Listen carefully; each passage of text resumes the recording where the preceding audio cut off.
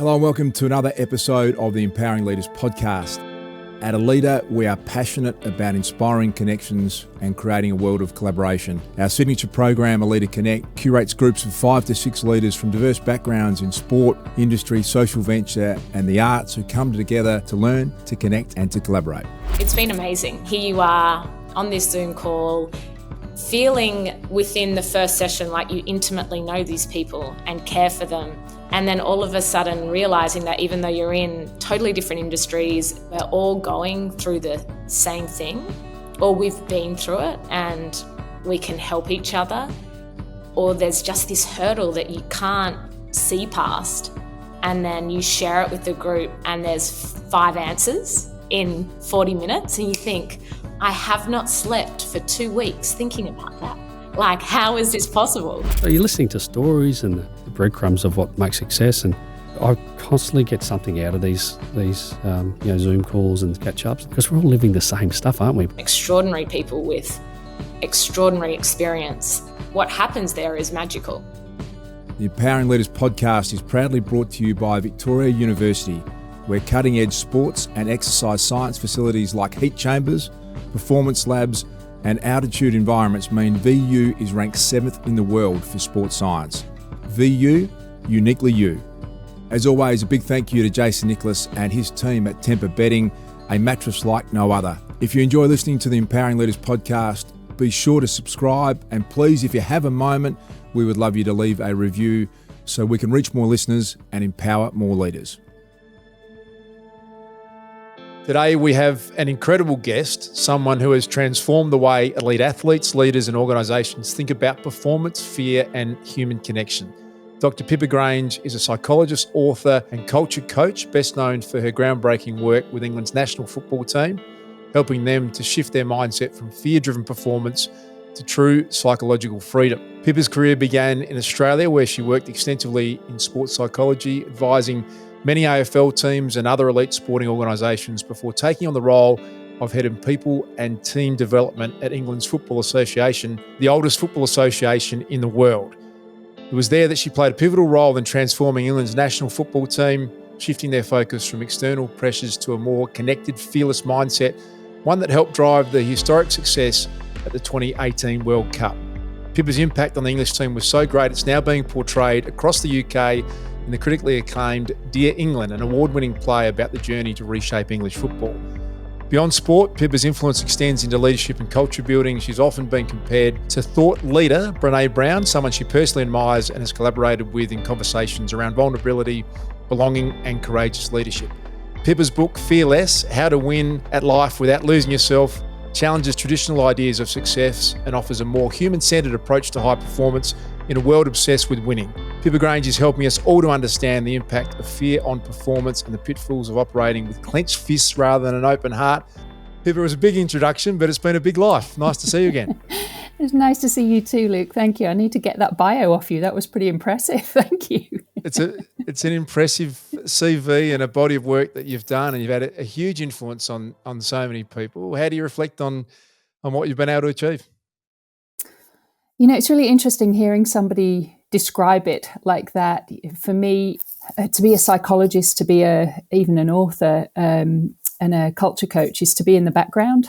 And being in the background and really enabling other people is where I feel best and where I really value the work that gets done, not just me doing it, but all the work that gets done in this way. So I listen to it and I reflect on it, and I'm humbled and privileged. But, I always have a slight sort of unease about being centered rather than being on the side, because I like being on the side.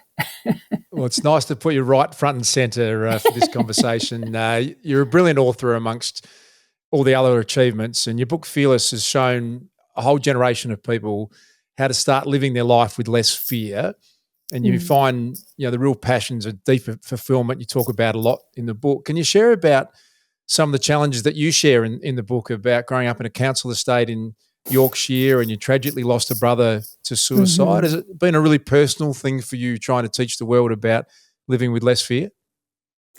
You know, I think when you're a psychologist or when you're a leader of any kind, actually, and you are trying to help others, you're always working through yourself.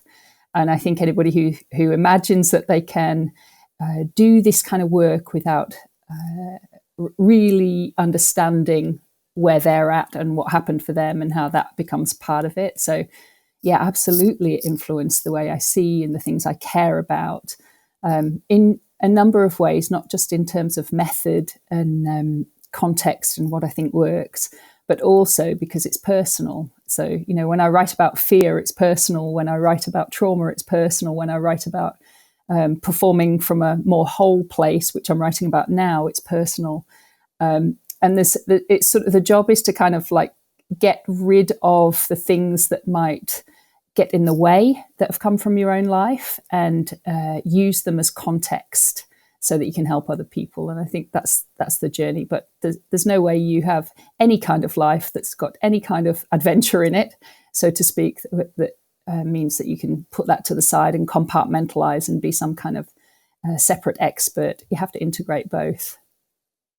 Pippa, I want to talk about your work with the England national soccer team, and it seems to me as an outsider that almost the whole UK take their own sense of self-worth based on the success or otherwise of the England national team, and then you come in as the culture coach and solve that issue for a nation, if you like. You can't get a bigger job in your world. Can you share some of the practical ways that you work with players under that extreme pressure that they're under in that environment? What are some practical things you do? Mostly, Luke, it is actually not working directly with the players, or not first. It's working with the leaders, the coaches, the leaders that are surrounding the players. Because especially in an international context, the time that you have one-on-one with players is very minimal. They're at their clubs and they come into camp, and you might have them for a fifth of the year if you're really lucky, depending on the tournament cycle. That's really not long to start learning stuff. So mostly you're editing and helping them adapt for the players directly. And the deeper work is with coaches. So that starts with real conversations with coaches, especially around fear. It starts with assessing, what am I seeing in the culture? What's not being talked about? Where are the cringes and the points of avoidance and what I call the ghosts in the walls? If people were listening, what would the ghost be whispering about that nobody's saying? And that's exactly what I want to go for when I come into an organization, to say, what is it that we really need to be able to be more real and more whole and more able to be free when you're putting on a tournament or you have a big event. And a lot of time that's emotional stuff or psychological stuff like fear. And then the work with players is secondary to that. I think some of the most important work in England or New Zealand Rugby League and different organisations that I've worked with was helping the frontline leaders be really good at seeing what they needed to do to help the psychology of the team. And I'm not a big fan of the sort of wheel-in guru because I think it's really temporary. Great information gets passed, maybe some things stick, but if you don't actually have the deep time with the players, you have to have a different method. And for me, I call that working through, which is I'm going to identify who is in authority in that organization. And that doesn't necessarily mean top dog, the boss. It means where's the power. So sometimes that's a particular player. Sometimes that's a particular coach or a physio or somebody else. And if I'm working in a non-sport organization, it's the same thing. In a group, there's always a couple of people who are very influential. And I'm going to work with them and on them around helping them be amazing and creating the sort of culture that lets people come alive and really go to their own edge. And on that note, Pippa, your influence suggests that if you get to the key influences, they can have that trickle-down effect on the rest of the organisation or the rest of the team. Absolutely, yeah. Culture's something that's made by what you resist and what you reward. And that has to come in all sorts of different forms and different methods. So the way that things get done, like feedback gets given or a meeting gets run or processes and practices come into play, they're all absolute culture builders. And that's not stuff that the players do or the workforce do generally. That generally comes cascade, trickle down. And that's why I think it's really, really important to build culture from the start with the top and then come ground up. Start with the top in terms of what practices, processes, systems are in place and how things get done. You've worked with elite leaders and CEOs and elite organisations around the globe. Are there some common traits that you see that see people live the happiest and most fulfilled lives that you talk about in your book? Is there some patterns that you can see? Most definitely. I think the number one thing for me is seeing, understanding and addressing not good enough fear. So it doesn't matter how accomplished you are in your career, how far you've got, almost all of us have some not good enough fear kicking around in the back, and being able to really address that and unravel that, I think, is essential for leaders. And this, the Fearless book is all about that. How do you get at that?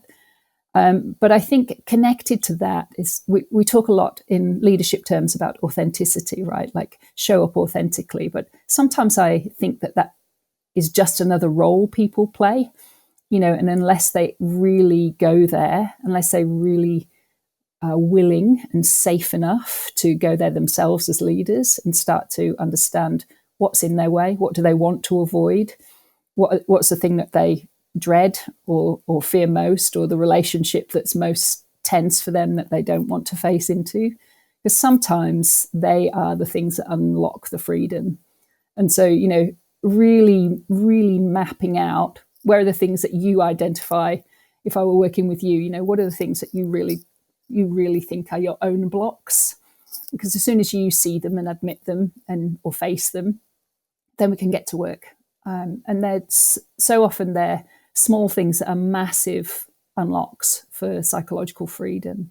I love that term you use, that not good enough fear that we've all got within ourselves, and it plays out in you. And then you moved into that idea that we're playing this role all the time and how draining that is to show up at the school pickup and want to look a certain way so the other parents view you the way you want, or it's pretending all the time to be something so that we're so concerned about what other people think. And that's the fear you're talking about, not the fear of a burglar bursting into your house, the moment fear versus the not good enough fear. And that's right. You're saying getting a handle on that and not the fake pretending authentic, but really being close as you can to who you really are. Is that where you see freedom? Is that how you describe it? That's exactly it. And I don't think that most people fake on purpose.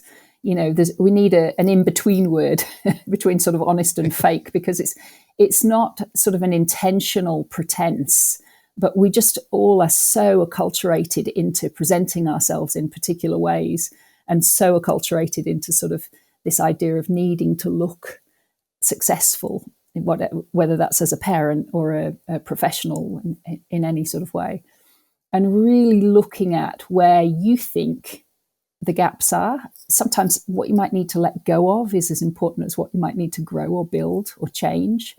But unless you can see it yourself and identify it yourself, it's really hard to show up real.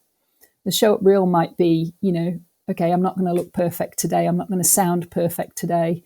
I don't know all the answers. I'm running late. I'm frazzled. I'm in a caffeinated haze. Whatever it is for you on that day, you're allowed to be you. And I think when we can really do that, we unravel some of that perfectionism that is so prevalent in people, and especially in leaders. Sometimes we think the further up the pecking order you get, the easier that is. It's not true. Actually, sometimes it amplifies as you're more visible to people. You have more accountability, more responsibility. And I just think it's something that we actually need to intentionally cultivate. We're living in this hyper-competitive world, and we compete often, sometimes unknowingly, against people alongside of us. And I love your concept of winning shallow versus winning deep. Can you share what that means to you? Yeah.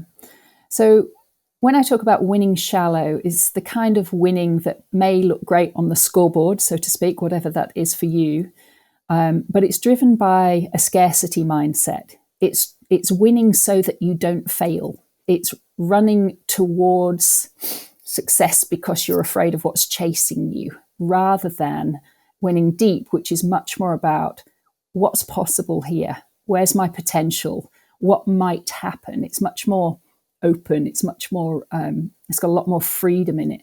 And winning deep is associated with really, really sort of deep-rooted meaning for the person. And I think sometimes, we talk about purpose, and obviously that's really important, but it's so much more subtle and nuanced than that. It's like, when you've had a deep win and when you've had a shallow win. I can't tell you how many athletes I've worked with that have had the big win, and really what they feel immediately afterwards is relief. But then a day or two later, they're thinking about the next win. They actually can't leave any space to celebrate themselves or the achievement. Nothing's ever quite enough, and that's shallow winning. That's it never compounds. You're just always chasing. And that is really unfulfilling, actually. It's not nearly as, whether you've got the medal around your neck or not, it's not nearly as good as people think it is. And winning deep is where there's been all the same blood, sweat and tears in it, but there was something more that you were doing it for, and something that you trusted in yourself, in others, something you let go to, something you took risks on that felt real. And it's not driven by scarcity, it's driven by possibility. When I was reading that in your book, I thought of the Michael Jordan documentary, The Last Dance, and I'm conflicted over it because it looks. I'm assuming you've seen it. Most of the world has. Mm-hmm. There appears to be a body count of people that won championships that seem incredibly unfulfilled and don't look back with any joy at all at that. And then you've got this 6-time champion, maybe the greatest athlete that's ever lived, and there was part of me that think, God, I'd love to have been on that team, regardless of how brutal it was. Get me on that team. So I don't know. Do you see that as winning shallow or winning deep? I'm also conflicted about that. And I think they're not necessarily, one and done concepts. Like, you might have periods where you're winning shallow and periods where you're winning deep. But what I noticed in that documentary, I couldn't help focusing on it, is watching Michael Jordan sitting in that big chair, tapping his whiskey glass, tapping his glass all the time. And like the sort of, there was a level of sort of not enoughness about it that I think is probably quite unfulfilling, and you see so many athletes achieve extraordinary things and unravel, afterwards or express dissatisfaction. And, for me, what is the point of competition? Right, it's chasing something for fulfillment, to find out what humans are capable of, to find out what you're capable of. And there's got to be a point where it compounds, where you start to feel good about yourself, about your endeavor, about the trust you put in this, this pursuit and your own ability. And if you're in that winning shallow piece, as I think maybe Michael Jordan was for quite a lot of his career, you maybe don't feel that. And you've interviewed some of his teammates. It'd be interesting to sort of see how other people felt about that body count too, because what is it to be in a team? What is it to compete? What is it to win? Maybe it's more than your own glory. And he's extraordinary. He's probably the best athlete, but what did it cost? Yeah, as I'm listening to you speak, I think the sadness to think that there isn't deep relationships with any of those teammates. And and I think he was quite open about that there was not a connection at all, even with the ones that played 6 championships with. And as you're talking, I'm thinking, could you win 5 or 4 or 3 or 2 and have great relationships? Is that bigger success? And I probably think the answer is yes, isn't it? Is in my mind, as I play that out, that to me, the greatest thing about playing team sport was the relationships that you had for life afterwards. Right. It's a big cost. If in winning you've given up all of that for life, that's a big price to pay, isn't it? Yeah. I think about that word competition, and the origin of the word has got sort of 2 different roots, an old French and an old Latin. Concurrere is the old Latin, and that means, and concurrere means to compete against, and it's kind of like dominate over. It became dominate over, to sort of to beast somebody, to be on top, to be unquestionable, unassailable in your dominance, right? And the other origin of the word competere was more like to run alongside. So you can't find your very best unless you've got an amazing athlete running alongside you to compete with. And that was more like testing your mettle, finding what you as a human being are really capable of. I think of people like Kipchoge when I say that, and like extraordinary athletes that really are testing the bounds of possibility rather than trying to dominate. And there's something really interesting in our culture, especially our sports culture, where we seem to have picked up a lot of the time the rivalry. And our language is about the rivalry and about smashing and dominating and conquering. And I think that sets a cultural tone that is scarcity, that's, glory and individual glory or individual team glory against all else. And for me, the stronger possibilities are in the respect of competing and the human potential in competing. And I think you've got all the same effort, all the same grit, all the same blood, sweat and tears, as I said, to get you there. But the feeling is very, very different. And I think that's really sort of an essential part of that. Are you winning shallow or deep? What and who was it for? And how do you feel? We all are born different. As we grow, the experiences we have develop into outlooks uniquely our own, charting our life's course. No one sees an idea, opinion, or opportunity like you. And no one sees you like VU. Victoria University. Uniquely you. At Aleda, our signature program, Aleda Connect, is something we're really passionate and proud of. We bring together groups of 5 to 6 people around the globe from diverse backgrounds, sport, industry, social venture and the arts.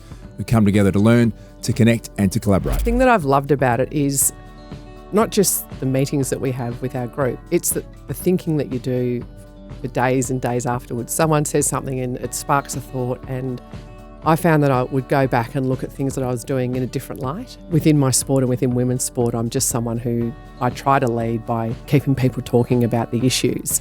There's times when I think the person I'm trying to convince is not listening to me. It actually got me thinking about, okay, this is how I need to address my communication with them. So it was so valuable, and the little group that we've got is great, and I'm really looking forward to sort of continuing to connect with them into the future because we're all so very different. I can't tell you how much I enjoyed it.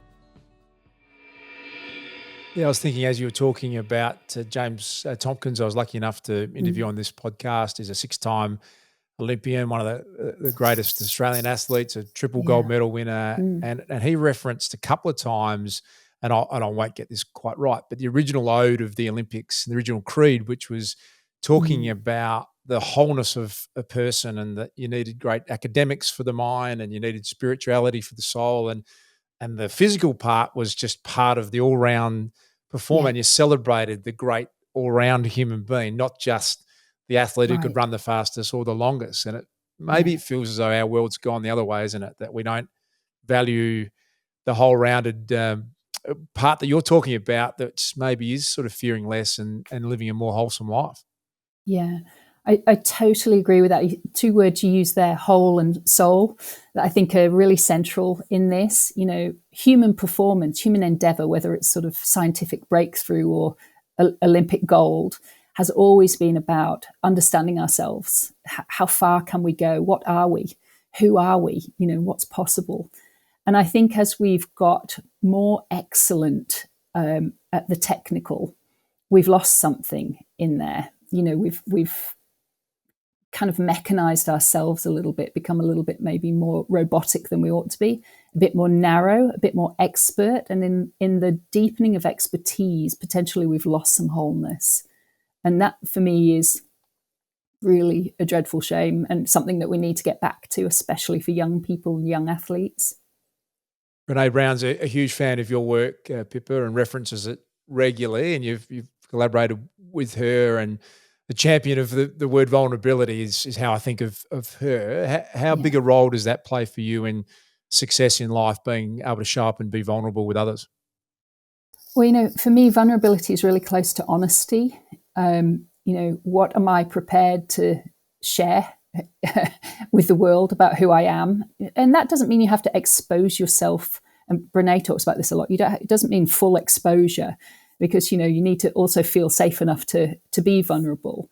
But if you can be honest about where you're at, you can adapt, you can edit, you can show commitment, you can show love, you can go deeper. And those things for me are massive performance factors. So vulnerability is smack bang in the middle. And when we're not vulnerable, it's because we're unwilling to do that. And that means that we have a boundary up somewhere. We're afraid of something and we're going to do it our way. And that for me results in conformity, yes people, everything being a little bit less diverse, a little bit more homogenous. And to me, that means you won't go quite as far as you possibly could to your own edge. Pippa, I mentioned in the intro that your work with the England football team has now been part of a major theatre production, and Dear England explores that psychology of the winning and the culture shift in England football. What's that been like for you to see some of your work on the stage? I mean, it's an extraordinary privilege, and I'm really thrilled for what it's done for sports psychology and the culture of sport. It's very weird to watch somebody play you on stage. The first time I went, because I'd met James Graham, the playwright, and the cast, the first cast, and I went and watched a play, and I was cringing all the way through. But that's because I like being on the sideline as well. But the second time I saw it, I could see the fun in it, and I just thought, wow, that's really extraordinary that people can, some of that work can result in other people even thinking about whether they're winning deep or shallow, whether they're living and performing with fear, or if there's a better option. You're writing again at the moment. You shared a little earlier about chronic overperformance and how we can be more regenerative and whole in the way we approach performance. Can you give us a little insight into what's struck a chord with you at the moment? Yeah, I've noticed over sort of 25-year career working with high performers that there's a lot of patterns, and some of those patterns are what we spoke about before, that people don't feel as good as they could, and part of that is fear. But I also think that one of the behavioural patterns that comes out of that is the sort of never quit mentality, but applied large into all things in life. And I just see a lot of people really overperforming rather than performing in a whole and excellent way. So I've been writing about and thinking about the sort of narratives that underpin what it is that we do, and sort of narratives of things like optimization. It's never okay not to improve in the stories that we have about who we are. And I think that is really leaves us very thirsty, spiritually and otherwise. And I really genuinely don't believe that takes us to best performance. So there are moments to push, but we're not diverse in it. We live push, rush all the time. So optimization is one example. Another example is how sort of caught up we are in the sort of what I call the market narrative of like everything needs to be visibly seen to be bigger, more, have more, do more, be more, and we see that in all sorts of ways with performers, and I'm talking about all of us as performers. So I'm exploring that. I'm exploring how that leads to feelings of less and sadness and burnout.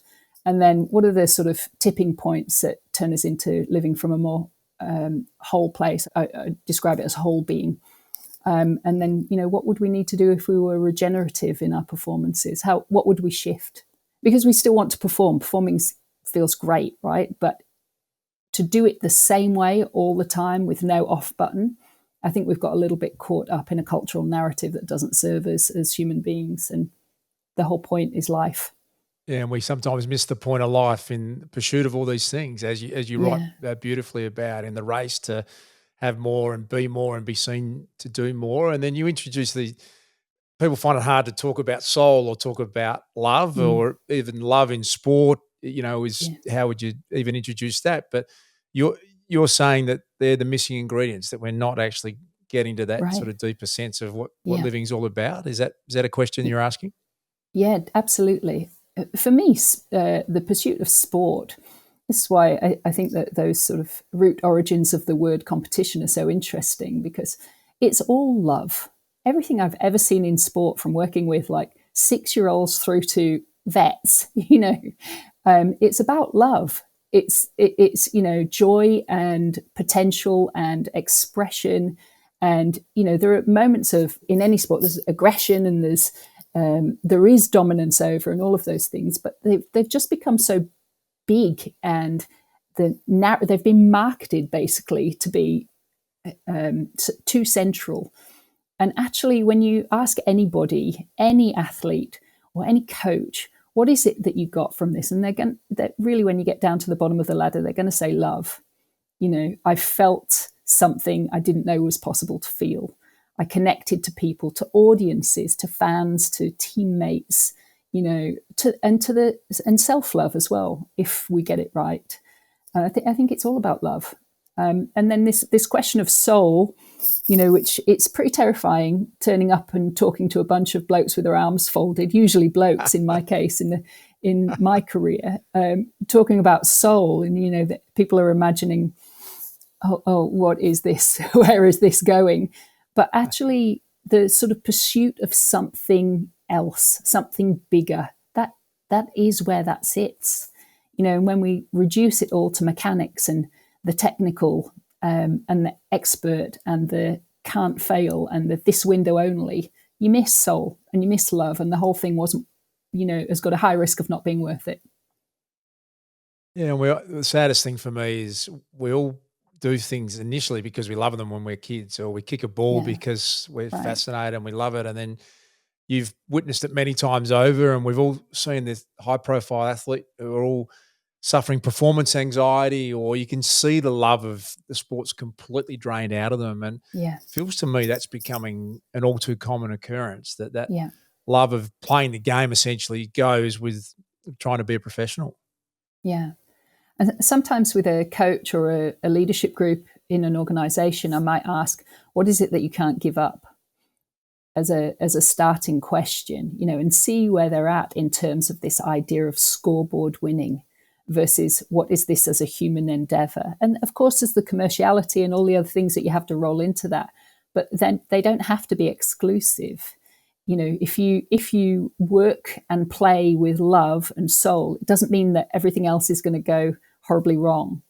It means that you actually are motivated differently. Your sense of why is different and deeper. And then all the things that we were talking about before around ability to accept change, or to go through volatile periods or vulnerable periods, or to deepen commitment, they're much deeper and much stronger. But you can't force that. You have to do it through love and soul. And so, but it's scary for people if they feel it's got to be now, it's got to be this way.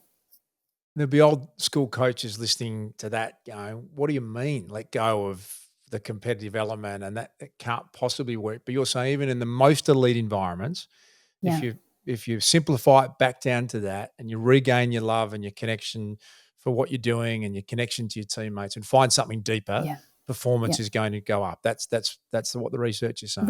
That's the guts of it. And it's actually not about lowering competition. Competition's brilliant. Competition's very natural to us as a human mammal. But it's, what does that mean to you? Can you compete to find what you've got, find what the team's got, and take the threat and the scarcity out of it, take the urgency out of it, and think about human potential? That's where it's at. That's the gold in it. So it's method. It's all method, especially for the old school coaches who, have really got a lot of those people have got wins on the board and experience doing it a particular way. But what we also have to remember is how much the world changes, and how the younger generation of people who are listening have so many different influences than they did even 15, 20 years ago. And, we've got to adapt with it. And so understanding what it is to help them find the very essence of sport that old school coach felt when they were first pulling their boots on. Why did they love it? And where is that essence now in it? And the mentorship and the care and the adult figures and the guidance, all the things that we don't talk about in sport that are so critical, and why coaches matter so much, especially now at this moment in time for young people. That's, we need that. It's just, what is the essence, and is it still vibrant for you? Is it still vibrant, or has that culture of scarcity and that little bit of not good enough fear and a little bit of push and rush taken over? And where does fear sit, and how can you let go of it? Because they've got everything they need, but fear gets in the way. The brilliant way you articulate it, and I think it just makes sense when you boil it down, but we get lost in the race of life as you described. Yeah, right. Bit of obsessed with this idea that there's patterns of what makes people successful, and someone as thought out as you, I'm curious in these answers, and we're idea of sort of self-leadership, Pippa, that it's hard to lead anyone else without this idea of what you do to feel your best so you can lead others effectively. Can you share with us what fills your bucket up so that you can be the best for others? I think one of the most important things that I have learned, and that I do myself, I strive to do myself, but I also have seen in great leaders, is letting go. So I think, when you fail or you stuff something up, or even when you really had something that you thought was all promise and you loved it, sometimes you've got to let it go. And that's really hard. There's like a living grief that goes with those things, and being able to metabolize and compost that and move is really important. There's plenty of times where we've all taken a wrong turn, or a wrong, maybe a wrong role, or a wrong partnership, or it shows up in all sorts of ways in life. But how can you let go and ground yourself and go again, move again? Not just from the perspective of resilience and bounce back, but in terms of genuinely composting and growing again. I think that's so important and very, very underrated as a sort of a factor for whole being and a factor for performance. Have you got a specific example on that, Pippa, that you've been able to just, right, that turn didn't work out? Have you got one that springs to mind? Yeah, actually, one that was quite hard for me, but after I was at England and I went to work with an organisation called Right to Dream, who I really loved. Right to Dream they had a football club in Denmark, in Copenhagen, and they had academies in Ghana. And I went as a chief of culture, loved it. And then they actually got acquired by an organisation which enabled them to really fund what was going to happen next and scale. But in that scaling and that changing, and especially because they ended up in North America rather than back in the UK, I wasn't going to be able to do my work there, and I didn't want to be on a plane all the time, and I really cared about the organisation, so I had to let go. And that I really found some grief in that, because I cared deeply, but it wasn't the right fit. So it wasn't going to be the right fit in a way that let me stay whole. So sometimes you get one of those, and I still really care about them, but I had to let it go because it wasn't going to be right. And every time you do that and you let it settle, something else grows out of it. Is there one piece of leadership advice that you pass on the most? One piece. I'm not a fan of the one piece or the silver bullet, but because it's always so nuanced for me. But I suppose the thing I would say is to get to know yourself, genuinely, actually get to know yourself, and especially what you prefer to avoid. Because you, as a leader, however good you are at the thing that you do, you're the instrument of the work. So unless you're well tuned, unless you actually understand you're not going to be able to play it as well. And, I think that's really critical. So there's a lot of times we get really good at stuff, but we still don't know who we are. Yeah, beautifully said. You've had a unique vision for the way that culture should operate, and you've evolved it over time and shown up in these organisations that have some challenge. How have you been able to get others on board with the vision that you've been pretty clear on for yourself? That's not always easy. I think things are changing. But one thing that I would say is that, and again, it's another strange word sometimes in sport, but intimacy. So to be able to talk honestly and frankly and sincerely and in a real way with the people who are the decision makers and the culture makers, and to say what I mean, to walk in the door and say what I mean rather than hedge, win favor, find the lay of the land. You've got to run a parallel process with doing that, and make sure that you're credible and trusted, but you actually have to speak straight too about what you see and what you mean, and build partnership. So I think that's where it starts, of actually saying really what you mean when you go in and you're building culture or working on human potential, human performance. So people that I have the privilege of sitting down with this situation is normally inherently curious, Pippa, and that curiosity can take them down different rabbit holes. Have you got an example of a curiosity rabbit hole that you've been down of late? I'm in a warren of curiosity, not just one rabbit hole. I live in there. I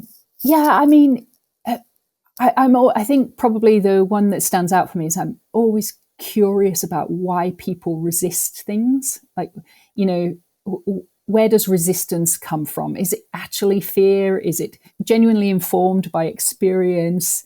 And what does it get in the way of? So often when I work with leaders, especially, I do something called slow coaching, where a coach or a leader will come and, I'll spend, say, 3 days with them.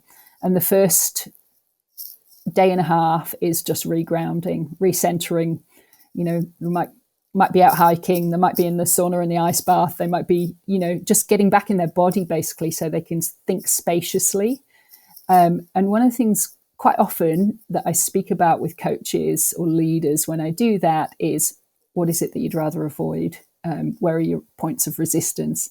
And I always get really curious about what comes up there, because it informs the rest of the work. It informs the rest of the work for the slow coaching. And I think it just lets you go layers and layers and layers deeper. We love this quote that the cost of leadership is time. How have you been able to manage that and still live the balanced life that allows you to live the way you want to, without fear and showing up authentically yourself? Can you share that path for you? I don't always get that right. I haven't always got that right, because I'm very curious. I can easily be too busy. But I had to have a think about what I cared most about a few years back, as I was getting too tired and a bit burnt out, and just let things go. So now I do work that I care most about, which means some sacrifices and a lot more saying no when I would like to help, but I have to say no a lot more. For me, I absolutely need the time on learning and curiosity, and I absolutely need time outside. I could actually live in a rabbit warren, I think, but and where I live in the world as well, it allows me to be sort of outside, and I find vibrancy there. And so I've got really attuned to how I'm actually feeling. Where am I at in my body? How do I feel? Where's my nervous system at? And how much psychological space have I created for myself? And if I'm going to work with somebody, if I'm going to coach somebody, and they've given me the privilege of having their time and their vulnerability, then I need to show up in good shape. So that becomes like a central reason for me to do less, actually. And I do so much less than I used to now. But I just really like the things that I do. Pippa, the idea of understanding how you communicate, you get that precious time in organisations, and you've already described how nuanced it is to be able to come in with your message. Do you have a mantra when it comes to how you communicate in your work? I don't know that I've described it as a mantra, but most certainly I would go for, my response to that would be to do your very best to show up honestly. And again, that isn't about avoiding pretending or deceit in any way, but to just show more of what you are about and what you care about, and then trust that if it's right for that organization or that leader or that set of leaders, then naturally a trust and a partnership will develop. But, that is where you find influence rather than selling or promoting. That is where you find genuine connection rather than pushing. And that's always better for me. Who's been the greatest leader in your life? I think my husband, actually, it's easy to just sort of go to a professional setting for thinking about leadership, but he leads so differently to me. He's really people oriented in a sort of community sense. He's much more social than I am. And his way of leading is to really stick with a problem and stick with a person until it's resolved. And he showed me so much more about walking with people in different ways, more subtle ways, because the work I'd done had been sort of a formal helper, and he helps in really different ways. And he's so in service. So I think he's probably been the best leader in my life. Yeah, what a great answer. We're a bit obsessed with this idea of collaboration, Pippa, and what it's like when you put inspiring people together and how great things happen. And you've collaborated right around the world with extraordinary people. Has there been one person that you thought, wow, I'd love to, when in one of your passions in life, is there a name that springs to mind? That I'd like to collaborate with, or that I have collaborated with? Yeah, that you'd like to collaborate with. More recently, in the last sort of 5 years, I know it's mad to do more doctoral work, but I did. And I went down the path of ecology and what's called eco-psychology or ecological psychology, which is about understanding how the way things work in the natural world is the same way that things work in the human mind and the human world. So this sort of idea of culture and nature coming together. It's a bit of biomimicry. It's a bit of sort of systems thinking. So there's a couple of like amazing people in that world that I would really love to spend time with and collaborate with. There's a guy, Merlin Sheldrake, who's done all the stuff on mycelial networks and how things collaborate underground, and how we know so little about it, but it's so informative. It's such a different form of intelligence. So I think I would go that way, actually, to find more people who think about nature and culture together and see if I can bring that. I don't think I've ever spoken to anyone who's done 2 doctoral degrees, Pippa, which might it's a great effort. It's and the wealth of knowledge that you've brought to the world and really changed the way people think and continue to think in such a profound way is a great message for all of us around the race of life and slowing down, and that fear that's in all of us. If we stop and think about it, we're all playing sometimes a role that we, creeps into our life. And it certainly have made me stop and think tonight about what's important and slowing down. And it's a short life, and I think you've got a great perspective on how to live the best version of it. It's great to see you again, and really appreciate you taking the time. Yeah, thank you so much, Luke, and thank you for the work that you do too. The conversations are excellent, and I'm really happy to spend the time with you. Great to see you.